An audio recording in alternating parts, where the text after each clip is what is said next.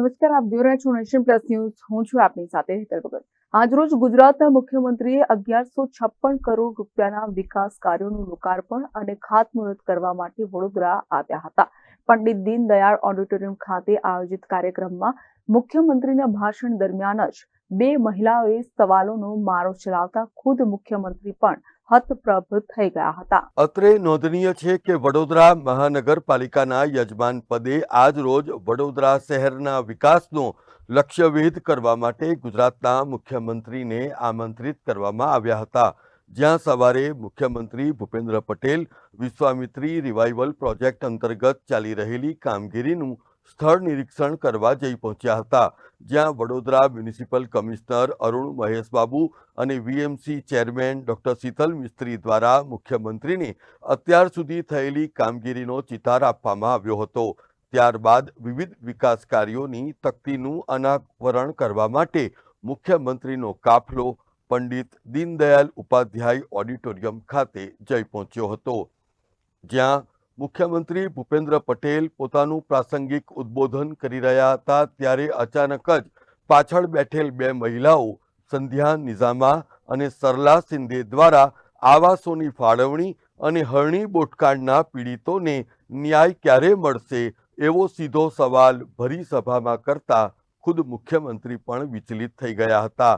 સ્વભાવે સૌમ્ય પ્રકૃતિના મુખ્યમંત્રી ભૂપેન્દ્ર પટેલે જાહેર મંચ ઉપરથી જ આ બંને મહિલાઓ ચોક્કસ એજન્ડા સાથે આવી હોવાનું જણાવ્યું હતું.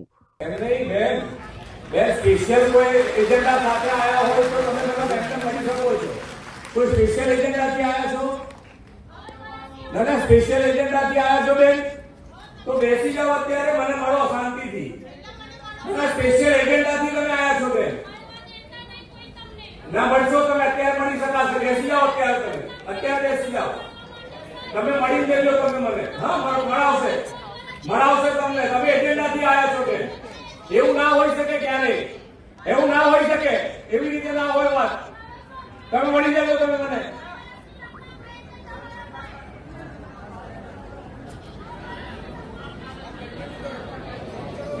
તો આ બાજુ હવે આપણે એની પર ધ્યાન ના આપશું. સ્પેશિયલ એજન્ડાથી આવેલા છે એટલે એની પર ધ્યાન આપણે આપવાની જરૂર નથી.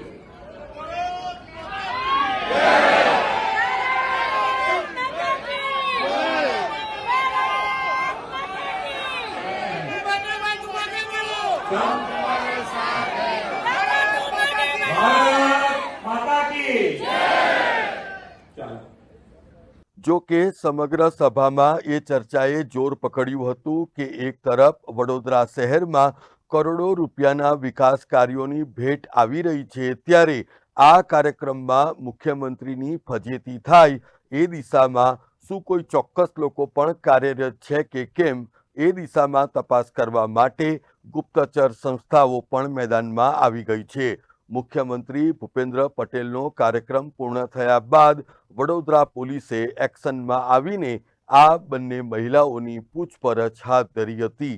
આ તબક્કે વડોદરા મીડિયા સાથે પણ પોલીસ ઘર્ષણમાં ઉતરી આવી હતી.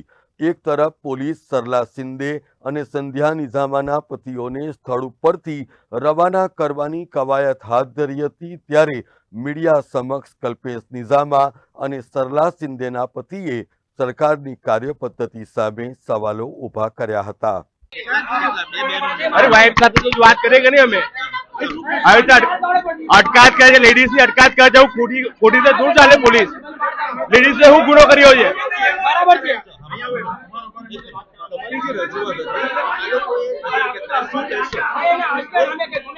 આઈને ખાલી વાયદા કર્યા છે ને આ બી અમને બી વાયદા કરવા આવ્યા છે કે પ્રોજેક્ટ ચાલે છે ને આ કામ કર્યો. 30 વર્ષના શાસનકાળના અંદર વિશ્વામિત્રી પ્રોજેક્ટ ના કર્યો.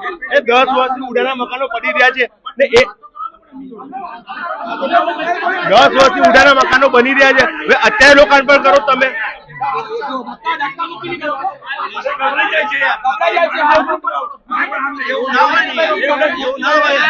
અમે રજૂઆત શું કરવા આવેલા? અમારા બાળકોને ન્યાય જોઈએ. બરાબર, 1.5 વર્ષથી અમે પોતે ફરતા. અમારા ઘરે પોલીસ વિચારે અમે ગુનેગાર નથી. ગુનેગાર પાછી એ લોકો જ છે.